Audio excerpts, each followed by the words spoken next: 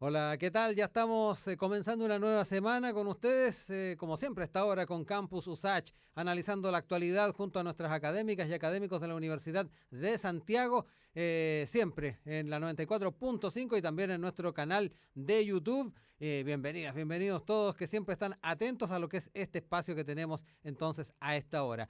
Y siempre con temas interesantes a tratar, con la actualidad que está bastante movida.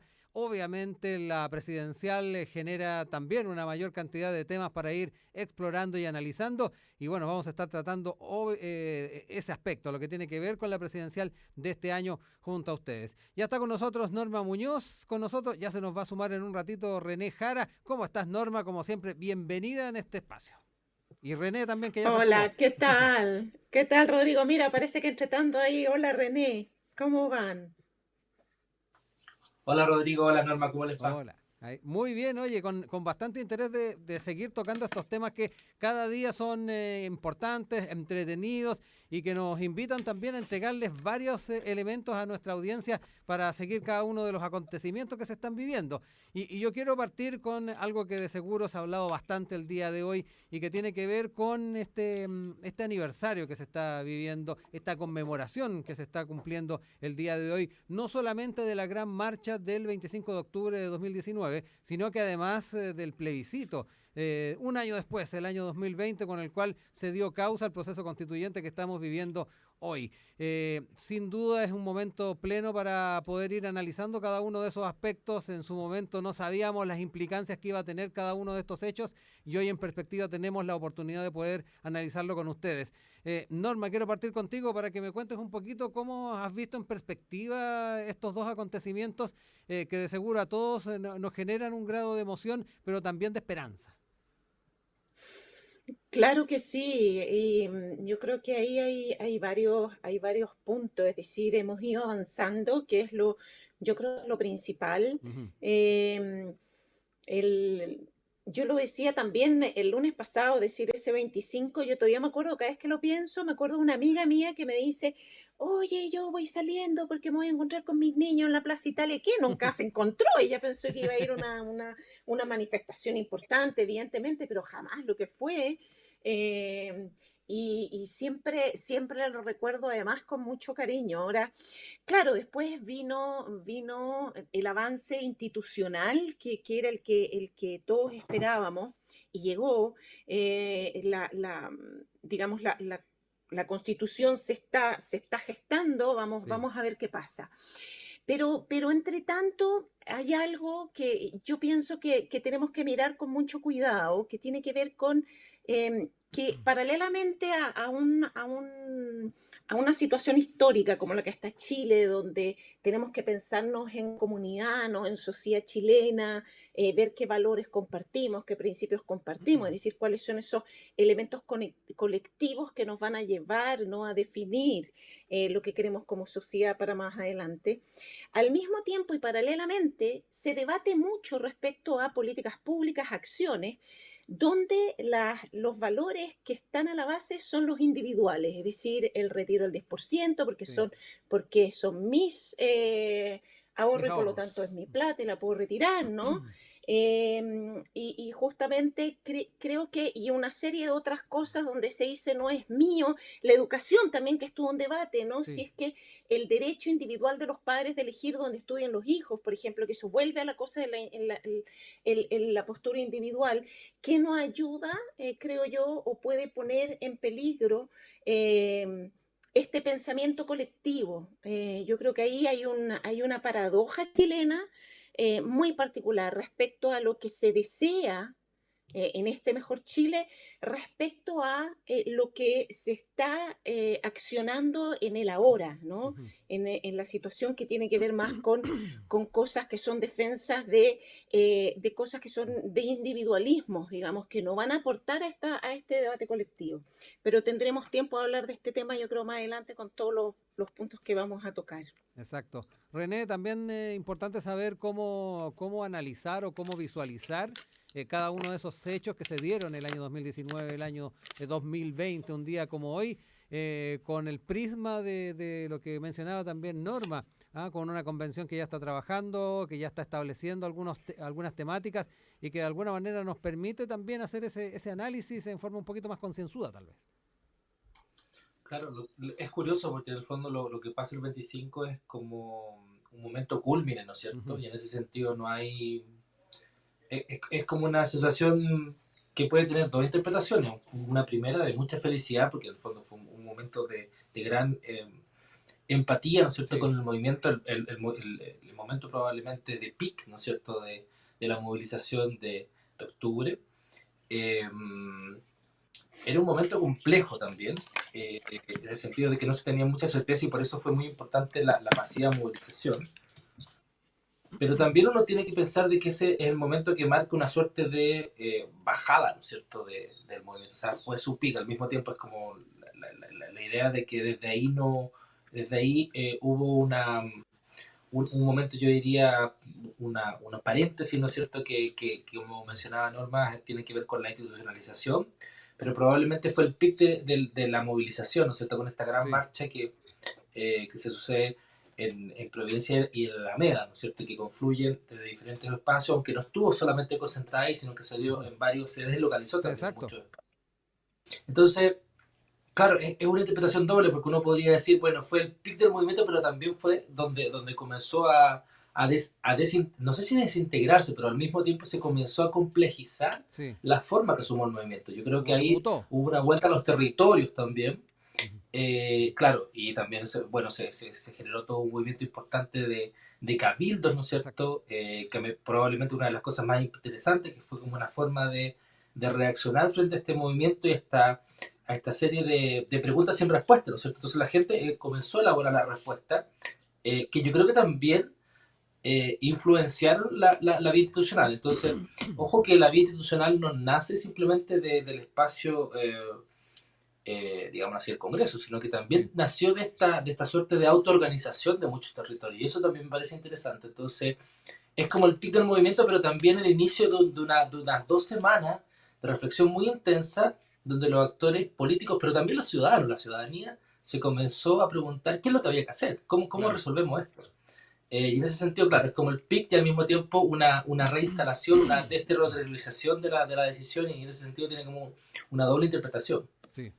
Y yo creo que hoy día, bueno, estamos viendo básicamente cuáles son los réditos de ese proceso, ¿no es cierto? De ese proceso que fue colectivo, ciudadano, eh, y del que yo creo que todavía estamos comprendiéndolo. Estamos comprendiendo. Todavía no tenemos todos los elementos de comprensión sobre lo que pasó hace 2 años, ¿no es cierto? Uh-huh. Bueno, desde una perspectiva histórica, obviamente que hay que dejar pasar un poquito los años de repente para poder tal vez arribar a un análisis un poquito más amplio, porque tal como dices tú, René, están todavía muchos aspectos frescos, muchos elementos pendientes y ahí también surge un poco de complejidad para tal vez hacer análisis un poquito más amplios. Estamos en Campus USACH, como siempre por la 94.5, también en nuestro canal de YouTube con René Jara y con Norma Muñoz. Vamos a ir con música, vamos a escuchar de inmediato lo que nos trae Daft Punk, Lose Yourself to Dance, y ya estamos de vuelta con más Campus USACH.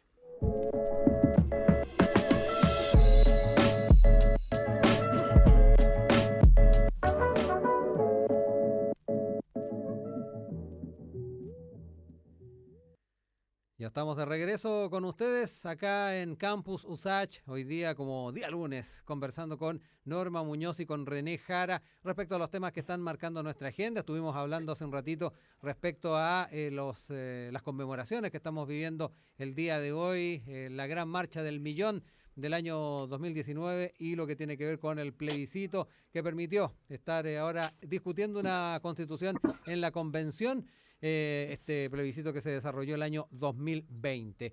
Pero bueno, estamos también con temas interesantes que se están viviendo actualmente. La presidencial, ya lo decíamos, está copando bastante la agenda mediática y en ese sentido es bien importante también seguirle la huella a algo que partió la semana pasada, el viernes. La franja electoral ya empezando en tierra derecha a llevar de adelante las distintas candidaturas, su propaganda, las propuestas, las piezas también audiovisuales para tratar de ir, obviamente, conquistando votos para los más indecisos o confirmando a aquellos que ya lo tienen más o menos claro. Me gustaría que entráramos también en ese tema, René, no sé cómo has estado siguiendo la franja, que ahora tiene un poquito también mayor facilidad que en elecciones anteriores. Hoy muchos de esas piezas a las que aludíamos se replican en redes sociales. Antes teníamos la opción de verlo en televisión o perderlo simplemente en la franja o esperar que repitieran el mismo contenido. Frente a ello ahí se tiene también la ventaja de poder seguirla, analizarla un poquito más, pero también es interesante ver cómo van cada uno de ustedes también revisando y valorando cada una de las propuestas de las candidaturas, no solamente presidenciales, sino que también parlamentarias. No sé, René, ¿con qué sensación te has quedado? Bueno, cuando uno hace esta comparación, ¿no es cierto?, entre la gran visibilidad que alcanzan los espacios de competencia presidencial, uno se dice, bueno, ¿cuál es la real importancia de la elección de Sí. congresistas?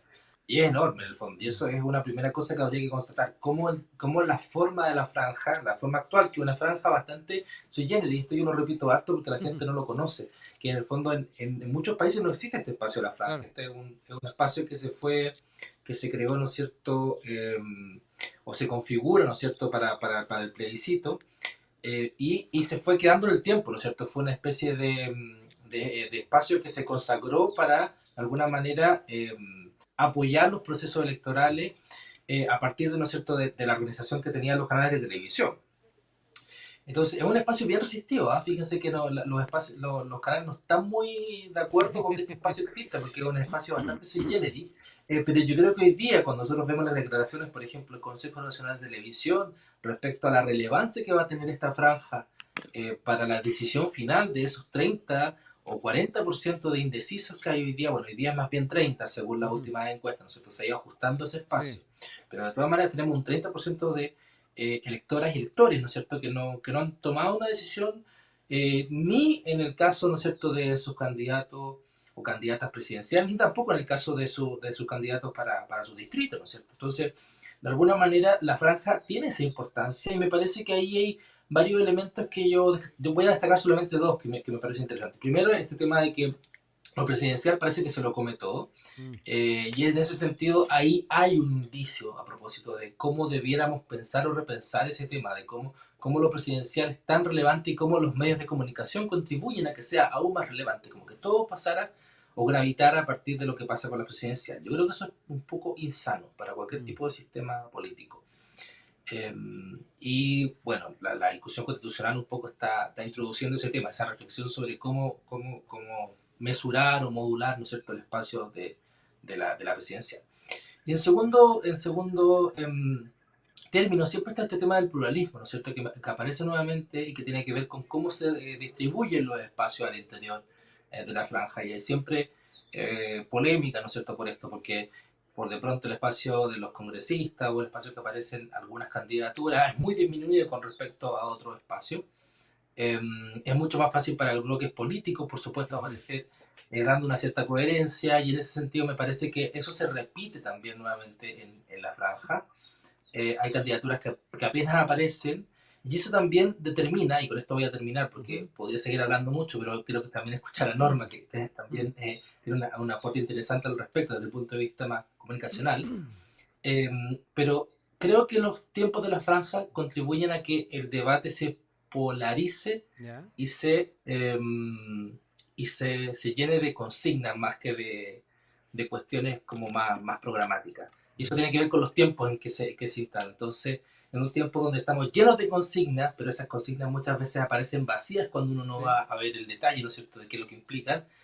Me parece que eso tampoco ayuda, o sea, ayuda quizá a crear un imaginario sobre los candidatos y las candidatas, pero no necesariamente ayuda a la reflexión sobre las posiciones que Sí. cada uno de ellos defiende. Ujú. En ese sentido, el debate, la propia franja, en el fondo, contribuye a un efecto de polarización, se podría contribuir, ¿no es cierto?, a un efecto de polarización, y no solamente a que la gente tome información, sino que a que polarice más sus posiciones. Sí. Y ahora sí Oye, me callo.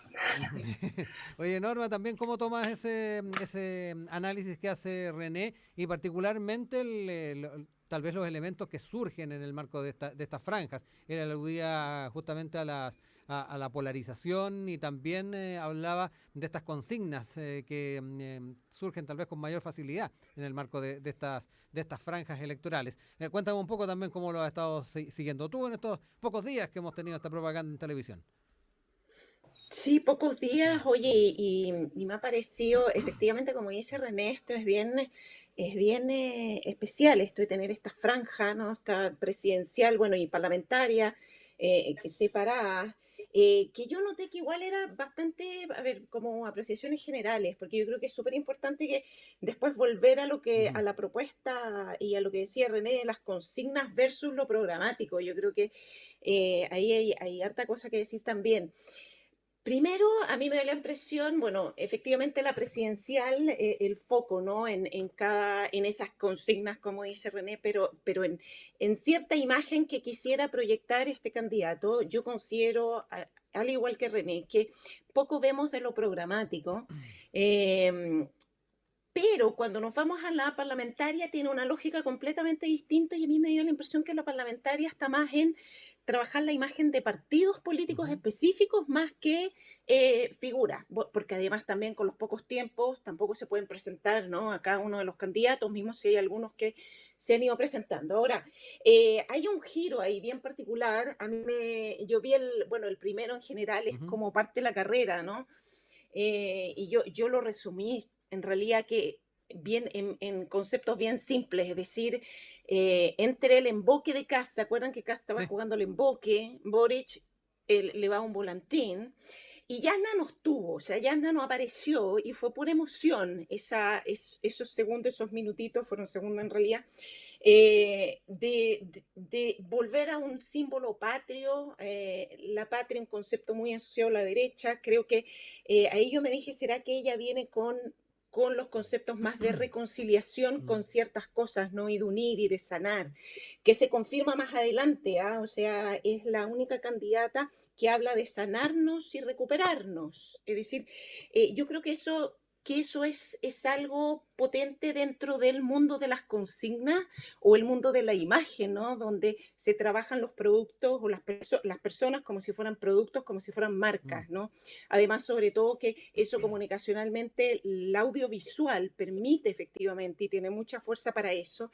Y yo creo que es simplemente por eso que efectivamente la franja presidencial va a presentar más imágenes de candidatos que programas, Ujú. como si efectivamente estuviéramos trabajando aquí marcas y no personas que van a ser futuros presidenta o presidente, digamos, del país. Y yo creo que ahí es donde hay una reflexión, yo creo, respecto a esa franja que efectivamente polariza. Y ahí yo quiero ir a la polarización. A mí me Ujú. llamó la atención esos extremos, ¿no? Katz mostrando este asunto de la violencia y que esta cosa que se normalizó y todo frente a, por ejemplo, bueno, mismo Boric que habla más de un himno, Jasna Proboste que habla de este sanar, ¿no?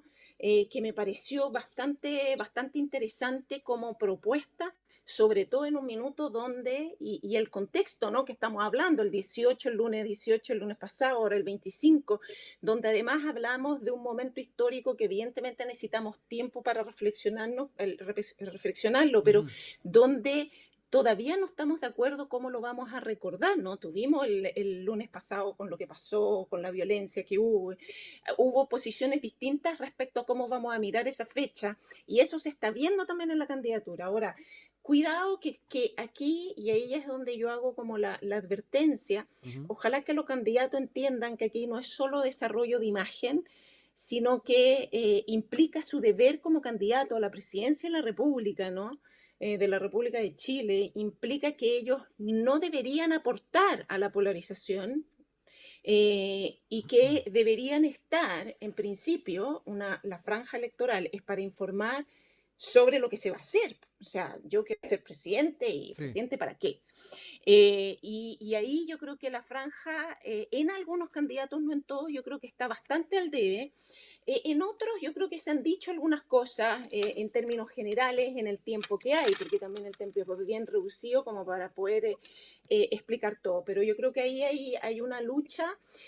La veo un poco, en algunos candidatos un poco floja, en otros como, bueno, en fin, yo creo que hay que estar mirando y es interesante mirar también con qué símbolos trabaja cada Ujú. candidato. Yo creo con qué, cuáles son las imágenes que va a proyectar cada candidato. Sí. Entonces, yo en realidad el primer día, y como para cerrar, yo me dije entre el emboque de Cast, el Valentín de Boric y la emoción de Yasna, la partida de la carrera la ganó Yasna de lejos, yo creo, a Ujú. nivel comunicacional y a nivel de estrategia y a nivel de tono, de lo que la literatura dice respecto a qué pasa cuando se muestran esos elementos. Pero luego la campaña sigue, han pasado, Sí. hay poquito, han pasado recién pocas, y va variando, ¿no? Cada Ujú. candidato se va firmando, se va debilitando, va repitiendo, vamos a ir viendo en cuánto cada candidato evita el repetir y ir entregando aportes en cada vez que tenga esa campaña, ¿no? Ujú. Eh, eso. En ese sentido, y tomando un poco lo último que decía Norma, René, ¿se puede tal vez decir que en muchos aspectos lo que estamos observando en la franja es como una continuación de lo que hemos visto en los debates, donde también se echaba un poquito de menos la propuesta un poquito más clara, más que discutir con el otro, tal vez decir esto es lo que yo les ofrezco? Bueno, sí, hay una continuidad, ¿no es cierto? Son dos espacios que se han ido consagrando, los espacios, digamos así, de debate, que son debates que yo creo que han tenido dos naturalezas, ¿no es cierto? Un debate mixto, por un lado, con unos periodistas que toman un no menos protagonismo, ¿no es cierto? Que son Ujú. mucho más incisivos, y en otros espacios que son, digamos así, más institucionales, donde hay una serie de administraciones de palabras, que lo que buscan, ¿no es cierto?, es que Mm. de alguna manera los candidatos se conecten con la audiencia, más que Sí. responder a preguntas específicas de los entrevistadores. Entonces, estos espacios se complementan y claro, este es un espacio más bien sin interacción, ¿no es cierto? Un espacio donde se quiere instalar, ¿no es cierto?, una serie de identidad y ahí lo que dice Norma es fundamental, o sea, de alguna manera es lo que ellos mismos quieren o ellas mismas Mm. quieren proyectar, ¿no es cierto?, como emoción, como discurso, como narratividad. Son, por lo tanto, espacios complementarios. Ahora, ¿cuánto de eso en el fondo va a incidir primero, en la movilización de los electores y segundo, en la orientación que va a Mm. tomar ese voto? Yo creo que es una cuestión que no es posible. O sea, si las encuestas hoy día no nos pueden decir cuántos van a votar, yo Sí. tampoco creo que sea posible medir en el fondo cuál va a ser el efecto de la franja, ¿ya? Ujú. Porque, nuevamente, a pesar de que circulan por redes sociales, la franja fundamentalmente Sí. pasa por televisión y la televisión sabemos que no es vista necesariamente por todos los segmentos de la población de Ujú. manera uniforme. Entonces, el efecto yo creo que de la franja va a ser más bien acotado. No creo que Mm. vaya a ser un efecto Ujú. transversal y en ese sentido no creo que sea, digamos así, la única opción por la cual la gente se va a orientar. Ujú. ¿Ya? Creo que, vale, pero como tú decías, están por un lado los debates, está la franja también, pero también van a haber muchos otros factores. Y lo último que quiero decir Ujú. respecto a esto es que, de alguna manera, el diseño de la franja está hecha y está pensada para que no diga muchas cosas porque está pensada en una lógica de primera vuelta. O Ujú. sea, muchos candidatos, Sí. digamos así, los tres o cuatro que están en competencia para pasar a la segunda vuelta, se están guardando justamente para ese nuevo espacio de franja. Entonces, es más bien por la emocionalidad, por la polarización, por el posicionamiento que se va a jugar esta primera ronda de la franja, porque la segunda probablemente va a ser donde se tire toda Ujú. la carne a la parrilla. Sí. Norma, breve también para ir cerrando esas ideas y particularmente ese elemento que ponía yo sobre la mesa respecto a esta proyección de lo que se hizo en los debates. Sí, ahí yo tengo una pequeña diferencia. Yo creo que Ujú. en un tiempo donde no sabemos, justamente, no sabemos mucho si la gente va a ir a votar o no, por quién va a votar, si efectivamente ahora hay un gran debate sobre las encuestas, ¿no? Y qué están Sí. mostrando, etcétera, etcétera. em, yo pienso que la franja, si bien no es el único elemento, pienso que puede ser para esta elección un elemento importante. Ujú, Y a mí me da la impresión que los candidatos lo están viendo así, de acuerdo a cómo la están elaborando. Es decir, se ve que hay expertos, varios expertos atrás, que muchos de ellos o ella van escuchando a estos expertos, porque efectivamente puede jugar un rol. Yo creo que la franja, que en general, yo siempre he considerado que la mm, franja es una cosa que está, que bueno, que hay que hacerla porque existe, digamos. A mí me da la impresión que este año la situación de la franja podría ser distinta por la situación de que nadie sabe qué está pasando en realidad. ujú, Y en esos minutos los anclajes comunicacionales siempre han sido una solución óptima y que siempre ha dado resultado, por lo menos dentro de las experiencias que he conocido yo, sí. pienso que sí podría tener un rol. Y que, bueno, por lo menos se está viendo la alta calidad, quienes están detrás de las campañas, es decir, ahí se está poniendo harto en juego, pienso, los mismos candidatos. Hay una cierta conciencia, pero bueno, eso vamos a Mm, ver, lo sabremos en la elección, porque sí. podremos comparar con qué decían los estudios, cuáles eran las proyecciones de las campañas, ¿no? De esta franja y ver efectivamente qué pasó. Sí. Pero antes, muy difícil Mm, saberlo. Yo creo que podría jugar un rol ujú. importante esta franja esta vez. Estamos en Campus Usach con Norma Muñoz, con René Jara. Vamos a seguir con música. Vamos a escuchar ahora lo que nos trae León Gieco, Los Alieris de Charlie. Y estamos ya de regreso con el último bloque.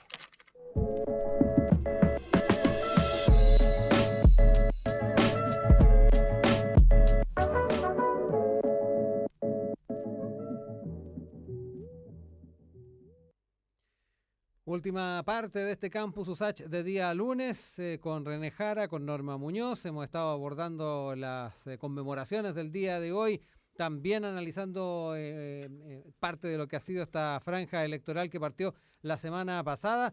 Y quería dejar para el final algo que va de la mano con la discusión que se está dando desde el día de hoy en la Comisión de Constitución del Senado, lo que tiene que ver con este retiro de los fondos de pensiones, el cuarto retiro como se le llama, y la posición que están tomando algunos parlamentarios y particularmente durante este fin de semana el rol que ha tenido la senadora Carolina Goich, que abiertamente ha dicho que ella no va a apoyar este cuarto retiro.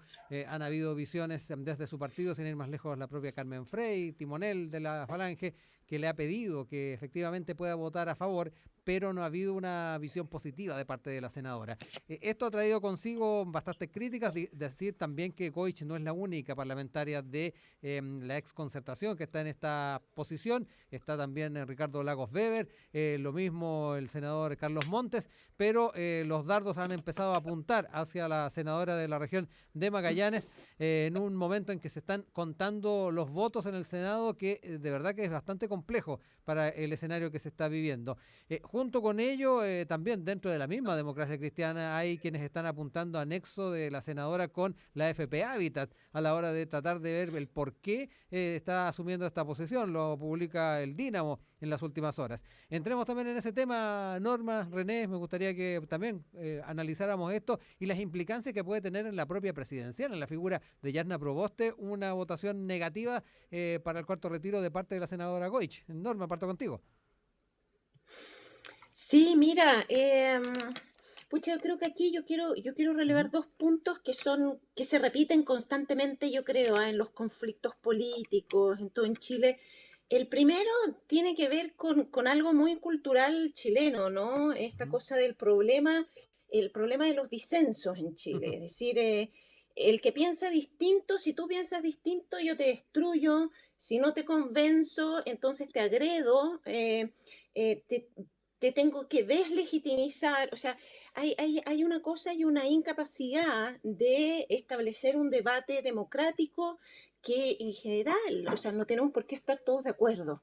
ujú, Eso es lo primero. Y lo segundo, porque además estamos frente a una de las acciones que para mí promueve un principio que estuvo a la base, que es ujú. esta cosa de lo individual, ¿no? Sí. Que es uno de los grandes principios del neoliberalismo, que finalmente uno de los principios que estuvo a la base de las políticas y del sistema que el movimiento social quiere terminar. Entonces, eh, a ver, aquí por eso yo hablo de esa gran Ujú. paradoja chilena, es decir, un gran movimiento que quiere cambiar el sistema, que quiere políticas, que quiere igualdad, pero bueno, eso se logra con lo colectivo, no con lo individual, no con esto Ujú. es mío y tú te las arreglas después, ¿no? Y yo creo que este cuarto retiro, si bien, a ver, yo no voy a entrar en lo que ya se ha dicho, porque yo creo que todos estamos de Sí. acuerdo en que aquí hay gente que necesita y que esto es para ayudar a esas personas, ok, bueno, pero que sea entonces el Estado, que no seamos nosotros nuevamente, postura neoliberal nuevamente, decir el Estado se extiende y al final somos los ciudadanos los que tenemos que ir respondiendo con las cosas.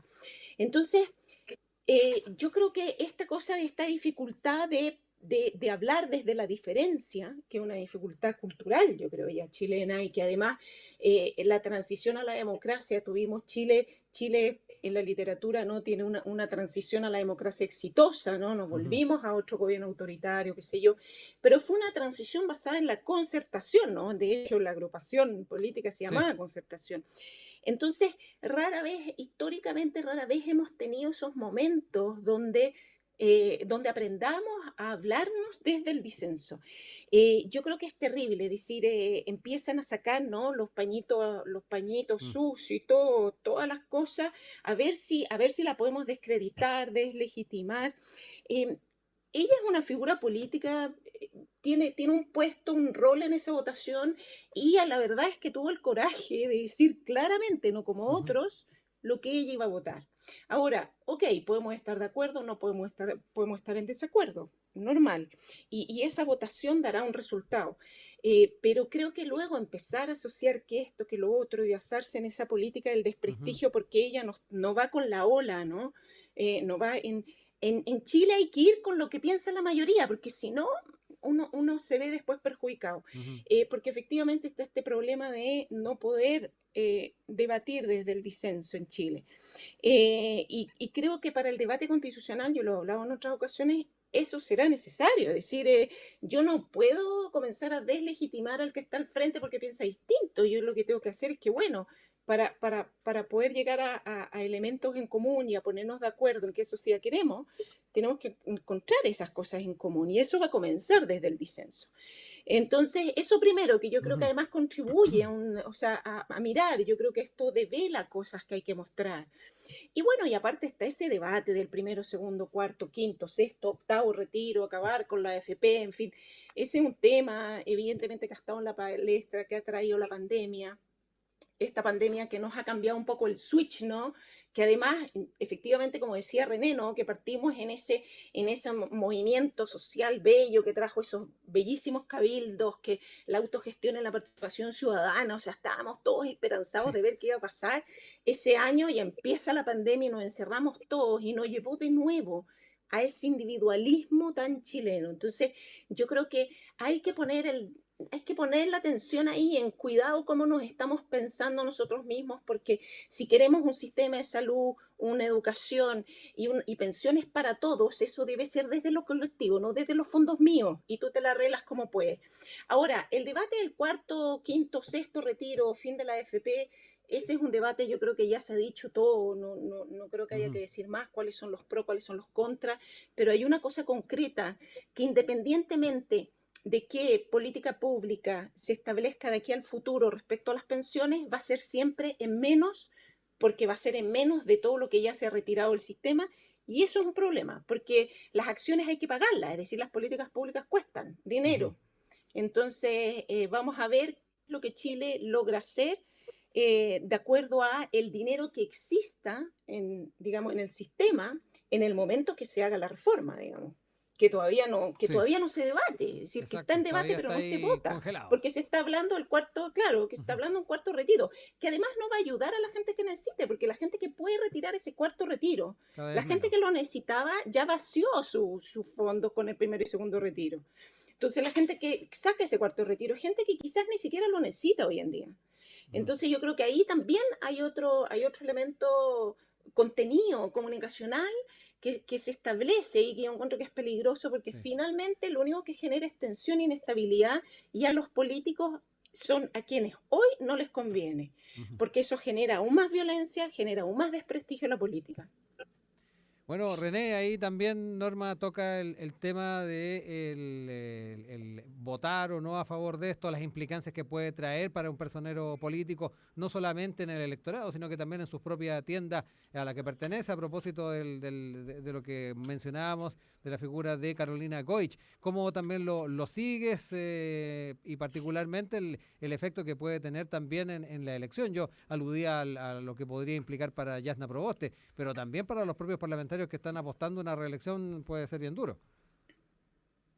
No, efectivamente, sería un poco miope en el fondo pensar solamente que se trata de una postura, digámoslo así, o sería un poco reductivo pensar que simplemente se trata de una cuestión de convicción entre una persona y otra. No, evidentemente tiene una carga el tema de la votación del cuarto retiro porque eh, los diputados, las diputadas, los senadores, senadoras han comprendido muy bien de que existe una gran concitación, ¿no es cierto?, respecto al tema del cuarto retiro, que cada persona que se oponga al cuarto retiro va a sufrir un poco el escarnio público, ¿no es Sí. cierto?, por no haber apoyado esta diferencia. Entonces, de alguna manera, cuando la candidata, en este caso a la presidencia, Yana Proboste, se compromete a ella, ¿no es cierto? Y ojo que no lo hizo ella y no lo hizo Boris, ¿no es cierto? Sí. A ordenar el Senado para que haya una mayoría que apruebe esta cuestión. Bueno, de alguna manera eso complica todo en el fondo. Eso hace que la apuesta sea mucho más grande y por lo tanto también es coherente de que hayan estas visiones, porque es mucho más fácil, ¿no es cierto?, que estas visiones refractarias, que son un poco más eh, marginales, pero que al mismo tiempo se entienden, porque hay buenas Ujú. razones para oponerse a esta política. Bueno, que aparezcan estas nuevas voces, en este caso la voz del senador Montes y de la senadora Goy. Ahora, ¿cómo se resuelve esto? Bueno, el problema no es ni de Montes ni de Goy, porque ellos tienen, digámoslo así, en el lenguaje de Raymond Boudon, tienen súper buenas razones para oponerse. El tema está en cuáles son las razones que va a esgrimir en este caso la candidata de la DC, ¿no es cierto? Ya es la propuesta que se comprometió a dar ese. ¿Qué va a pasar si que no pasa eso? Bueno, va a ser Ujú. un golpe muy duro para esa candidatura que al parecer, según lo que vemos en los sondeos, está, no sé si subiendo muy rápidamente, pero por lo menos subiendo, remontando y avanzando su espacio dentro de la Sí. competencia. Entonces, ese es el riesgo fundamental que yo veo. No tiene que ver con la evaluación de si es una buena o mala política pública. Yo creo que incluso hay consenso sobre qué es una mala política pública.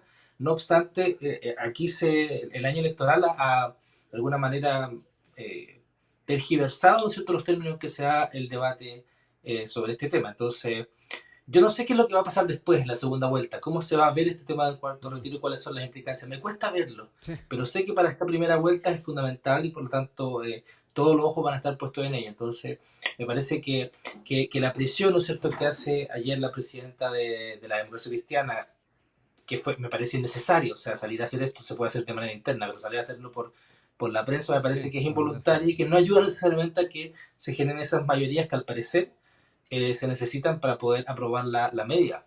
Ujú. Ahora, ¿cuál es la importancia de esa medida? Como lo digo, y nuevamente, es una importancia respecto a la cuestión electoral, no respecto al trasfondo del asunto, que me parece que está mucho más claro que no ayuda en nada, ¿no es cierto?, la construcción de un pilar eh, más sólido, ¿no es cierto?, para el debate previsional. Ujú. Entonces, creo que ahí ahora también, y quizás me hago la última pregunta, en el fondo, Sí. uno hace cálculo y todo esto está basado en el cálculo, ¿no es cierto?, que la gente está muy sensible, está muy preocupada, ¿no es cierto?, sobre el tema de los retiros. Y uno podría hacerse la pregunta de, bueno, después de un tercer y cuarto retiro, de un primero, segundo, tercer retiro, ¿cuál es la real eficacia, ¿no es cierto?, del tema del cuarto retiro? ¿Cuán preocupado está la gente del cuarto retiro? Y creo que también podríamos equivocarnos sobre la importancia real o el real bolsón Ujú. de votos que podría estar asociado a este cuarto retiro. Creo que también pueden ahí estarse equivocando en esa con contumaz de alguna manera de seguir con esa política, porque puede ser que todos los esfuerzos que se están haciendo no necesariamente sean réditos para su candidatura. A ver, yo no tengo la respuesta, solamente lo planteo como pregunta. Quizás se están esforzando mucho con algo que no necesariamente les vaya Claro. a dar rédito. Bueno, René, Norma, ahí iremos analizando a medida que vaya avanzando también el debate en el Senado, efectivamente, cómo se van dando cada uno de estos temas que quedan ahí en el pendiente. No me queda más que agradecerles, como siempre, que hayan estado con nosotros, como cada día lunes acá en Campus USACH. Que estén muy bien. Chao, Chao. que estén muy bien, que tengan buena semana. Igual, nos vemos. Y bien, nosotros agradeciéndole a Norma y a René, empezamos también a despedirnos, agradeciendo la sintonía a Mauricio Muñoz, que ha estado en la puesta al aire, y nos vamos escuchando la música de Javiera Amena. Al siguiente nivel, nos reencontramos en una próxima edición.